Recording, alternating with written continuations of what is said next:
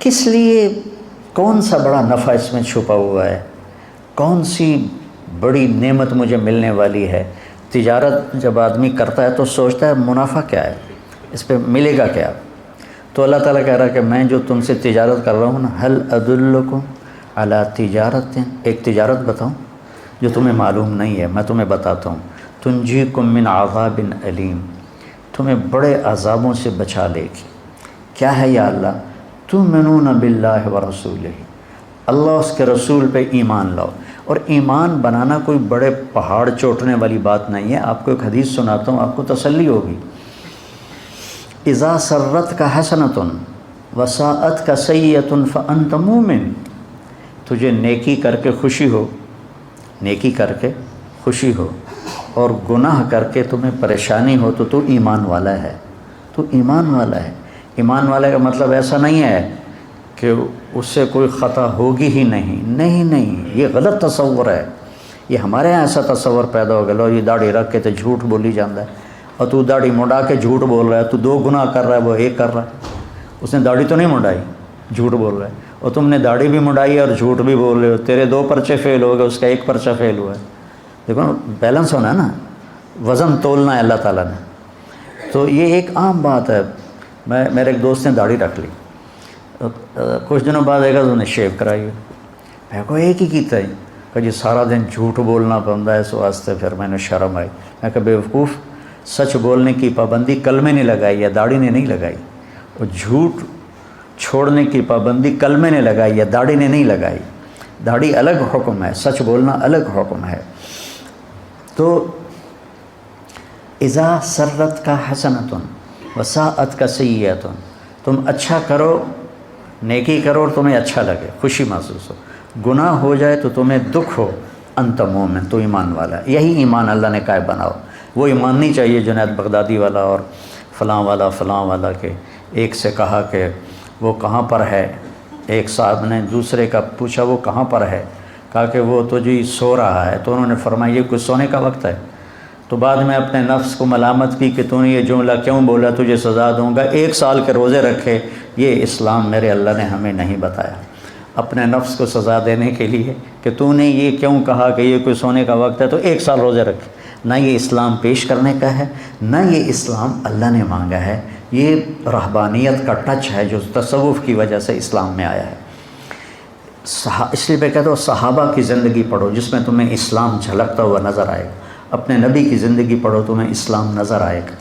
بعد کے جو بزرگوں کے واقعات ہیں، اور ایک تو اکثر جھوٹے ہیں، ان میں کوئی حقانیت نہیں ہے، جو ہیں تو وہ غلوف ہیں، جن کو غلوف کا مطلب ہوتا ہے کہ بہت زیادہ شدت پسندی ہے، تو وہ ہمارے لیے معیار نہیں۔ معیار میرے نبی کی زندگی، معیار میرے نبی کی زندگی۔ حضرت عائشہ فرماتی ہیں کہ اللہ کے نبی روزے کے ساتھ ہوتے تھے، رمضان کی وجہ سے حدیث یاد آئی، اور نماز اذان ہو جاتی تھی اور نماز پڑھانے کے لیے نکل رہے ہوتے تھے، اور اپنی بیوی کا بوسہ لے کر باہر نکلتے تھے۔ نماز پڑھانے جا رہے ہیں، روزے دار ہیں، اور بیوی کو جا کے در رہے ہیں نماز پڑھانے، بیوی کو چومتے ہوئے جا رہے ہیں۔ تو حضرت عروہ بن زبیر تھے اس حدیث کے راوی، کہنے لگے میں نے کہا خالہ پھر وہ آپ ہی ہوگی، تو وہ حضرت عائشہ ہنس پڑیں، جس کا مطلب تھا کہ ہاں وہ میں ہی تھی۔ میرے نبی تو ہمیں ایسی پیاری زندگی بتائی، اور یہ کہتا ہے یہ کوئی سونے کا وقت ہے، اس پر 1 سال روزے رکھے۔ وہ ایک آدمی مسلمان ہوا تو اس کو پیشاب آیا تو انہیں ادھر منہ کیا، وہ ادھر قبلہ ہے، اس بیچارے نے ادھر منہ کیا، وہ ادھر پرانا قبلہ ہے، اس نے ادھر منہ کیا، وہ قبلے نو کانڈ ہو گئی، اس نے ادھر منہ کر کے پیشاب کیا۔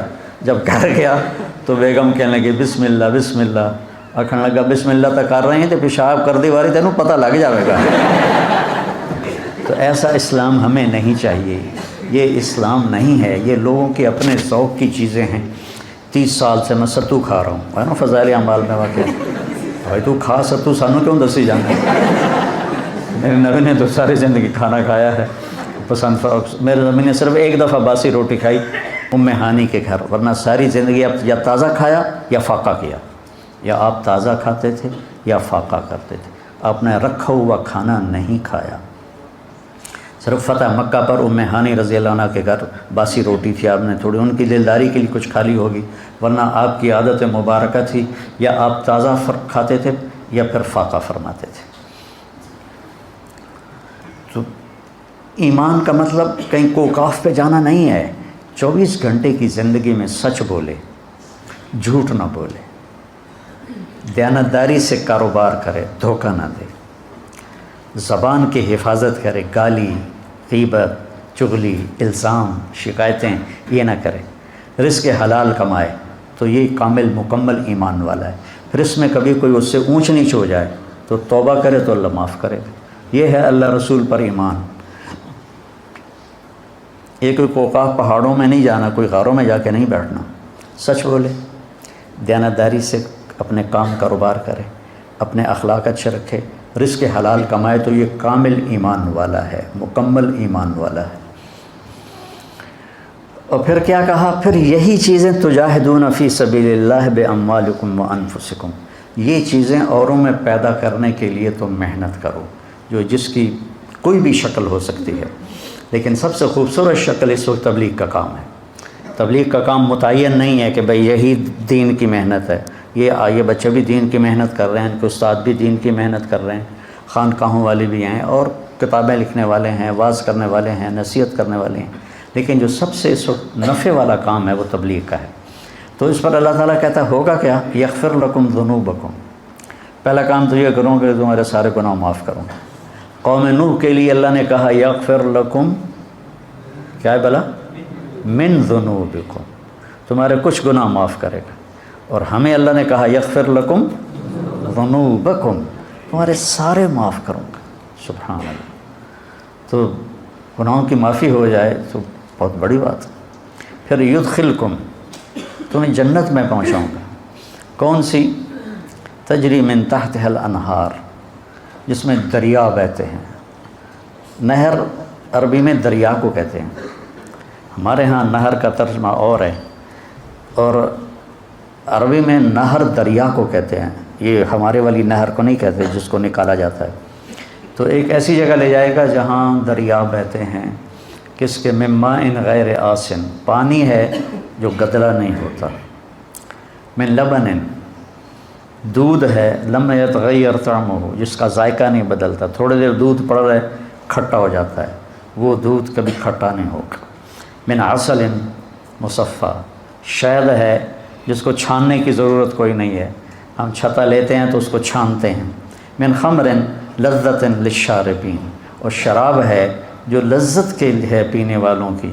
یہ تین چیزوں کے ساتھ اللہ نے یہ لفظ استعمال نہیں کیا، لذت للشاربین، پانی بھی ضرورت ہے، دودھ بھی ضرورت ہے، شہد بھی ضرورت ہے، اور شراب لوگ ضرورت کے لیے نہیں پیتے، لذت کے لیے پیتے ہیں۔ لیکن پاگل پھر الٹیاں کر رہے ہوتے ہیں، منہ سے بدبو آ رہی ہوتی ہے، شرابیوں کے ساتھ وقت گزر، ہمارے ساتھ کالج کے لڑکے شراب پیتے تھے، تو الٹیاں آ رہی ہیں، اندر ہی پیشاب نکل رہا ہے، بری حالت ہوتی ہے، اور بے ہوش ہو گئے تو لذت کا احساس ویسے ہی ختم ہو گیا۔ تو اللہ نے کہا پاگلو اس کو چھوڑ دو، لذت للشاربین، میں نے تمہاری لذت کے لیے شراب بنائی ہے، اس کا ایک گھونٹ پی لو گے تو نہ سر میں درد ہوگا نہ چکر آئیں گے، لیکن آسمانوں پر اڑو گے لذت کے۔ من تحتها الانہار، اور پھر آگے کہا ومساکن طیبۃ فی جنات عدن، اور جنت الفردوس میں تمہارے لیے اعلیٰ گھر بنائے ہیں، مساکن طیبہ۔ جنت الفردوس کے گھر کی ایک اینٹ سونے کی ہے، ایک چاندی کی ہے، ایک موتی کی ہے، ایک یاقوت کی ہے، ایک زمرد کی ہے، اور مشک اس کا گارا ہے، مشک اس کا گارا ہے، اور زعفران اس کی گھاس ہے، اور اللہ کا عرش ان کی چھت بنایا ہے اللہ تعالیٰ، اور فرش سے لے کر چھت تک 1,00,000 ہاتھ، یعنی 25 لاکھ فٹ کی بلندی پر چھت ہوگی، 25 لاکھ فٹ کی بلندی پر چھت ہوگی۔ تم 5 فٹ کے نہیں جاؤ گے، تم بھی 130 فٹ کے جاؤ گے، ورنہ تو تم اس میں ایسے نظر آئے گا جیسے کوئی مچھر پھر رہا ہو۔ اگر تم 5 فٹ کے چلے گئے پھر تو ہم اس گھر میں مچھر کی طرح نظر آئیں گے۔ اللہ 130 فٹ کی ہائٹ دے گا، عورت کو بھی دے گا، مرد کو بھی دے گا، فی جنات عدن۔ اب میری ایک بات اور کرو، جب آدمی کے پاس پیسے آتے ہیں نا تو سب سے پہلے وہ گھر بدلتا ہے۔ گھر بدلنے کے لیے کہتا ہے نہر کے کنارے گھر ہو، وہ جو نہر بہ رہی ہے، فیصلہ ہوا ایک ہی تو نہر ہے، باقی تو گندی گند ہے، تو جگہ بدلتا ہے، لوکیشن اچھی ہو، اور گھر اچھا ہو. گھر اچھا ہونے کی دو خوبیاں ہیں، ایک اس میں ضرورت کی چیزیں پوری ہوں، ایک اس کا نقشہ خوبصورت. تو مساکن طیبہ فی جنات عدن، جنات عدن لوکیشن بڑی اعلیٰ ہے. ساری جنتوں میں جنت الفردوس سب سے اعلیٰ درجے کی، سب سے اعلیٰ.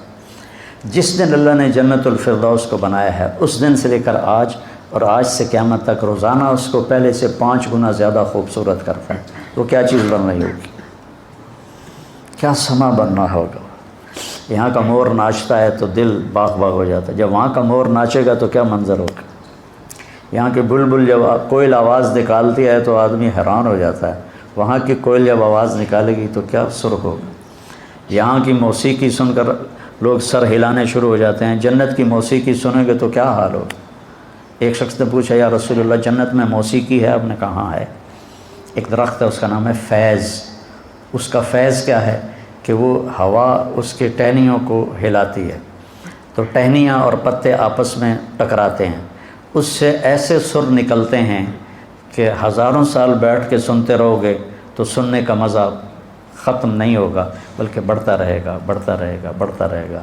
اور اس کے درخت کے نیچے جنت کی لڑکیاں ہیں جو مل کر پھر گانا گاتی ہیں، اور جنت والے اس کو سن کر جنت بھی بھول جاتے ہیں، اپنا آپ بھی بھول جاتے ہیں. کہ ایسی عالی شان تمہارے لیے اللہ نے سامان. مساکن طیبہ فی جنات عدن، لوکیشن بڑی اچھی ہے. مساکن، مساکن کا مطلب ہے ضرورت کی ہر چیز موجود ہے، ہر چیز موجود ہے. سکن اس لیے تو ہے مساکن. طیبہ کا مطلب ہے بڑا خوبصورت نقشہ ہے، بہت خوبصورت نقشہ. تو ساری گھر کی چیزیں پوری ہوگی. جگہ بڑی اعلیٰ ہے جنت الفردوس، ضرورتیں ساری پوری ہیں مساکن، خوبصورت بہت ہے طیبہ. اور پھر یہاں آدمی زندگی گزار کے گھر بناتا ہے، پھر اس کو تبدیل کرنا چاہے تو کوئی ایک پلک جھپکنے کا کام تو نہیں ہے. پھر نیا گھر بنانے کے لیے مدتیں چاہیے، اور وہاں تم نے ایک لمحہ گزارا، تمہارے جی میں ہے کہ نہیں ایسا نہیں، مجھے ایسا چاہیے، تو وہیں ایک پل میں وہ سارے گھر کا نقشہ تمہاری سوچ کے مطابق اللہ بنا دے گا. نہ کوئی اینٹ ٹوٹے گی، نہ کوئی پتھر ٹوٹے گا، نہ کوئی مٹی اٹھے گی، نہ کوئی مستری آئے گا، نہ کوئی مزدور آئے گا، نہ کوئی سیمنٹ آئے گا، نہ کوئی سیڑھی آئے گی، نہ کوئی کیل قابلہ آئے گا. اور تمہارے جی میں آئے گا کہ نہیں مجھے ایسا نہیں، مجھے تو ایسا چاہیے. تو جب تمہارے جی میں آئے گا ایسا چاہیے تو دوسری نظر میں تمہیں وہ گھر ویسا ہی نظر آئے گا. پھر تو کو نے ایسا نہیں مجھے ایسا چاہیے، کھیلتے رہو، کھیل ہے کھیلتے رہو. نہیں مجھے ایسا چاہیے، پھر نہیں اب مجھے ایسا چاہیے، ہاں نہیں اب مجھے ایسا چاہیے، اب مجھے ایسا چاہیے. یہاں بڑی بڑی گاڑیوں والے ماڈل گاڑی کا نکالتے ہیں، کم از کم 3 سال ایک ماڈل چلتا ہے، کیونکہ نئے ماڈل کو تیار کرنے میں وقت لگتا ہے. اور اس پہ جو ڈائیاں بنی ہوتی ہیں وہ ساری توڑنی پڑتی ہیں، پھر نئی ڈائی بنانی ہوتی. تو 3 سال کم از کم لگتے ہیں ایک ماڈل کے بعد دوسرا ماڈل آنے میں. 3 سال، 4 سال، 5 سال بھی لگ جاتے. اور پھر وہ جا کر نئی گاڑی لاتے ہیں. اب صحابہ کا تو پتہ نہیں تھا کہ مرسڈیز بھی آئے گی اور ٹویوٹا بھی آئے گی اور بینٹلے بھی آئے گی، BMW بھی آئے گی. وہ تو گھوڑے اونٹ ہی پوچھتے رہے. ایک صحابہ نے پوچھا یا رسول اللہ جنت میں گھوڑے ہیں؟ آپ نے کہا ہیں. اس ویکھیا ہی گھوڑا ہے اور اس کی ویکھنا ہے. دوسرے نے پوچھا یا رسول اللہ جنت میں اونٹ ہیں؟ آپ نے کہا ہیں. ان کے پر ہوں گے سبز زمرد کے، تم سب بیٹھو گے وہ تمہیں لے کے اڑیں گے، جدھر تمہاری نظر جائے گی وہاں اس کا قدم جائے گا. اتنی لمبی ان کی، اتنی تیز ان کی پرواز ہوگی. لیکن ہم اگر آج اللہ کے نبی ہوتے تو ہم پوچھتے یا رسول اللہ جنت میں مرسڈیز ہے، جنت میں BMW ہے، جنت میں بینٹلے ہے، جنت میں روز رائس ہے. ہم نے تو یہ پوچھتے. اب ہمیں تو ہمارا علم تو صحابہ سے زیادہ ہو گیا دنیا کے لحاظ، تو ہم تو کہیں گے یا اللہ مرسڈیز چاہیے. وہ ٹک ہوگا اور مرسڈیز سامنے ہوگا. نہیں اس کا لائٹیں چینج کرنی ہے، یوں ہوگا اور لائٹیں چینج ہو جائیں گی. اس کا اندر سے انٹیریئر تبدیل کرنا ہے، یوں ہو کر انٹیریئر تبدیل ہو جائے گا. تو مساکن ضرورت ہر چیز پوری ہے. لیکن عجیب بات ہے کہ پوری جنت میں ٹوائلٹ کوئی نہیں اور واش روم کوئی نہیں اور کپڑے دھونے کی جگہ کوئی نہیں، واشنگ مشین کوئی نہیں. سبحان. اور رہنا ہمیشہ کے لیے. اور ہر مرد عورت نے 100 جوڑے پہنے ہوں گے، 100، ایک نہیں 100، اور وہ 2 انگلیوں میں آ جائیں گے، اتنے باریک ہوں گے، اور ان کا وزن کوئی نہیں ہوگا کہ وہ نور سے بنے ہوں گے۔ تو جب کپڑے تبدیل کرنے ہوں گے تو نہ کپڑے اتارنے پڑیں گے نہ کپڑے پہننے پڑیں گے۔ اگر 100 جوڑے تم اتارنے لگو تو کندھوں کی ایکسرسائز تو خوب ہو گئی نا، 1 2 3 4 5 50 60 70 80 90 100 موٹے تو رہ گئے نا بندیاں میں۔ اور جب 100 پہننے پڑیں تو پھر 1 2 3 4 سال ہے جب 6 7 8 9 10 مر گیا تھا میں۔ ہائے ہائے ہائے ہائے ہائے، کیا جنت ہے! فی جنت تجری العیون خلالها والحور تقطر فی رشاکۃ اغیدی تختال فی حلل حرائر سندس استبرق واساور من عسجد والتاج یعلو فوق مفرق راسها من لؤلؤ وجواہر وزمرد حتی اذا اقتربت الیہ تبسمت بالغنج كالطفل الولید المسہد فهناك غرت الطیور ورتلت لحن الخلود بكل غصن املد۔ یہ جنت ہے، یہ جس کو تو ارادہ ہوگا میں کپڑے بدلوں، بس اتنا ہوگا، دماغ میں ڈیزائن آئے گا فلاں قسم کا۔ تو ایک درخت ہے طوبہ، ہر جنتی کو ملے گا، اس پر بڑے بڑے پھول لگے ہوئے ہیں، وہ پھول ایسے پھٹے گا اور ایک چمک اٹھے گی، وہ چمک جب ختم ہوگی تو آپ نئے جوڑے پہن چکے ہوں گے اور اگلے غائب ہو چکے ہوں گے۔ ان کو رکھنے کے لیے کوئی ٹچ کیس کوئی نہیں ہے، کوئی بیگ کوئی نہیں ہے، کوئی صندوق کوئی نہیں ہے، وہ گئے پھر کبھی لوٹ کے نہیں آئیں گے۔ اب چاہے دن میں 1000 دفعہ کپڑے بدلو، کوئی مسئلہ نہیں، چونکہ آپ نے یوں کر کے ایک اس کا رومال بھی نہیں اٹھانا ہے، وہ سب اللہ کے ذمہ ہوگی۔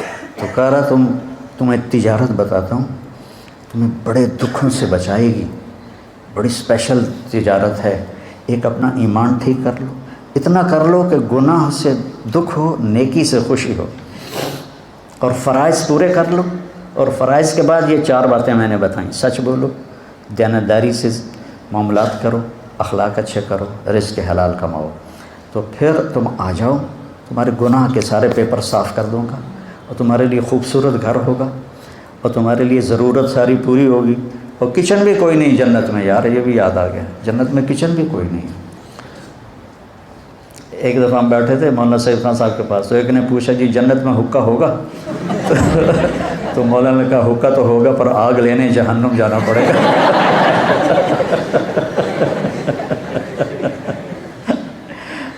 تو ویسے سب کچھ ہوگا، چاہے نسواری کو نسوار یاد آئے گی تو وہ بھی ہو جائے گی، لیکن وہ چونے والی نسوار نہیں ہوگی، وہ پھر زعفران والی نسوار ہوگی۔ کسی پنواڑی کو پان یاد آ گیا، یہ پان کھا کھا کھا اپنے منہ سارے منہ کا ہے جائیے سارا منہ سارا منہ سرخ کیا ہوتا ہے انہوں نے۔ ہندوستان میں بہت زیادہ ہے، ہمارے ہاں تو پان کھانے والے تھوڑے لوگ ہیں، وہاں تو ہر آدمی۔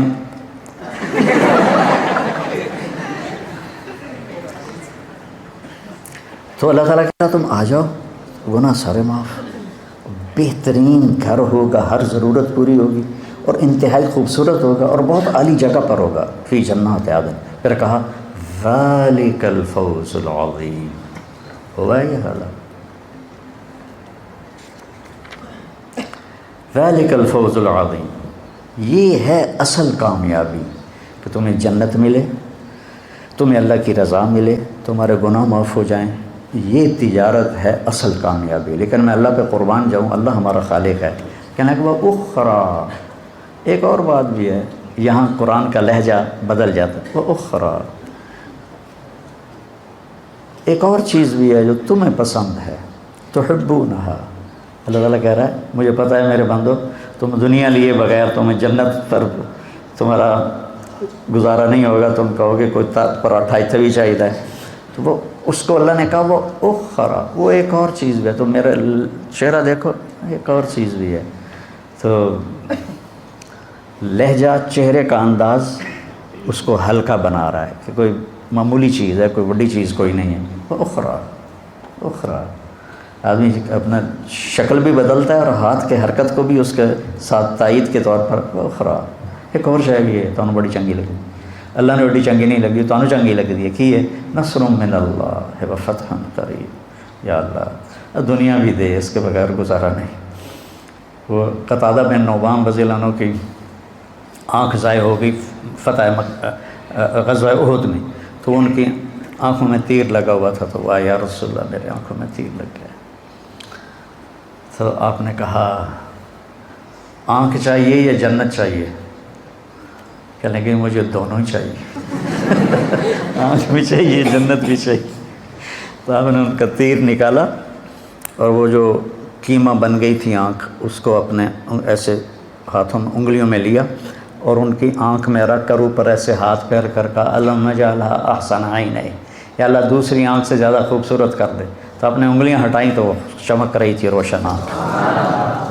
تو ہمارا بھی مذہب قتادہ بن نعمان والا کہ یا اللہ دنیا بھی چاہیے جنت بھی چاہیے، ایتھے سکی کھا کے گزارا کوئی نہیں۔ تو میرا رب ہم سے ایک تجارت کر رہا ہے بچوں، یا باہر کا مجمع آیا ہوا ہے، آپ لوگ تبلیغ میں جایا کریں، زیادہ نہیں 3 دن ہر مہینے لگا لیا کریں، آپ کے ہر مسجدوں میں تبلیغ کا کام ہو رہا ہے۔ تو انشاءاللہ العزیز اللہ تعالیٰ یہ ہر مہینے 3 دن اگر آپ جاتے رہیں گے تو آپ کی زندگی میں بہت بڑی تبدیلی آ جائے گی۔ اور یہ طاق راتیں چل رہی ہیں، آج بھی طاق رات ہے، شب قدر ہے یا نہیں ہے یہ تو اللہ کے علم میں ہے۔ ہمارے ہاں 27 کا اہتمام کیا جاتا ہے، 27 ضروری نہیں ہے، کبھی 21 کبھی 23 کبھی 25 کبھی 27 کبھی 29۔ تو ان طاق راتوں میں اللہ تعالیٰ کوئی ایک رات یہ بچوں کو تو انشاءاللہ نصیب ہو جائے گی، ایک رات ان کی گھر میں آئے گی تو تھوڑا سا جاگ لیں گے تو انشاءاللہ ساری پانچوں راتیں ان کی تو مزے میں ہیں، اللہ کا علم پڑھ رہے ہیں، حدیث پڑھ رہے ہیں، قرآن پڑھ رہے ہیں۔ آپ جو آئے تشریف لائے ہوئے اپنے گھروں میں جاگنے کا اہتمام کر لیں، چھوٹی راتیں ہیں۔ تو ایک تو کوئی والدین کا نافرمان ہے تو ماں سے معافی مانگ لیں، کوئی شراب کا عادی ہے تو توبہ کر لیں، کوئی رشتہ داروں سے لڑا ہوا ہے تو صلح کر لیں، کوئی دل میں کینہ بغض نفرت رکھتا ہے تو اس کو دل کو صاف کر لیں، تو پھر انشاءاللہ بخشش کی مہر اللہ کے نبی نے لگا کے دی ہے کہ شراب نہ پیتا ہو، ماں باپ کا نافرمان نہ ہو، رشتہ داروں سے لڑائی نہ لڑتا ہو، دل میں بغض نہ رکھتا ہو، تو شب قدر میں سب کی بخشش ہو جاتی ہے۔ لیکن یہ 4 کام میں سے کوئی ایک کام بھی کسی کے اندر ہے تو پینڈنگ ہو جاتا ہے، یہ نہیں کہ اس کی ہوتی نہیں، اگر وہ توبہ کر لے گا تو معاف ہو جائے گا۔ تو میرے عزیزو یہ مختصر سی زندگی ہے، نہ جانے بلا لے پیا کس گھڑی، تو کیا کیا کرے گی اری دن کے دن، بلانے والے کا بلاوا پتہ نہیں کب آ جائے۔ تو ہم اپنی آخرت کو بنانے کے لیے یہ ہمیں اللہ نے بہترین کام دیا ہے تبلیغ کا، 3 دن ہر مہینے آپ جاتے رہیں تو انشاءاللہ آپ کی زندگی میں تبدیلی آ جائے گی۔ اور یہ بچے جو فارغ ہو رہے ہیں یہ سال کی نیت کریں، انشاءاللہ اللہ ان کو بہت زیادہ دے گا، اللہ تعالیٰ ہمیں قبول فرمائے۔ اللہم لک الحمد کما انت اہلہ، وصلی علی محمد کما انت اہلہ، وفعل بنا ما انت اہلہ، انک اہل التقوی و اہل المغفرہ۔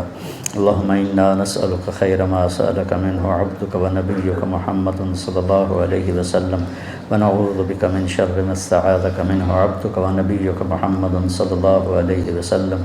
اللہم انت المستعان و علیک البلاغ، لا حول ولا قوة الا باللہ، آمین۔ وصلی اللہ تعالی نبی الکریم۔